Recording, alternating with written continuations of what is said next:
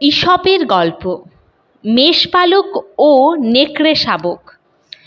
এক মেষপালক কয়েকটা নেকড়ের বাচ্চা পেয়ে বেশ যত্ন করে তাদের পুষতে লাগলো। মনে তার আশা, এরা যখন বড় হবে তখন শুধু আমার মেষপালই পাহারা দেবে না, অন্য মেষ ধরেও এনে দেবে আমায়। নেকড়ের বাচ্চাগুলি ধীরে ধীরে বড় হয়ে উঠল। বড় হতেই সুযোগ পেয়ে তারা তাদের পালকের মেষগুলিকে ব্যতিব্যস্ত করে তুলল, একে একে শেষ করতে লাগলো। তাদের কাণ্ড দেখে মেষপালক আফসোসের সঙ্গে নিজের মনে মনে বলতে লাগলো, আমার কৃতকর্মের ফল এটা।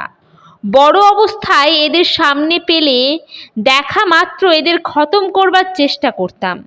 বাচ্চা অবস্থায় পেয়ে এদের ছেড়ে দেবার কি কারণ ঘটলো আমার? মেরে ফেললাম না কেন আমি? নীতি কথা, কোনো দুষ্ট লোকের প্রাণ বাঁচাও যদি তুমি, তাহলে তার দুষ্প্রবৃত্তির প্রথম শিকার তুমিই হবে। রক্তের দোষ যাবে কোথায়?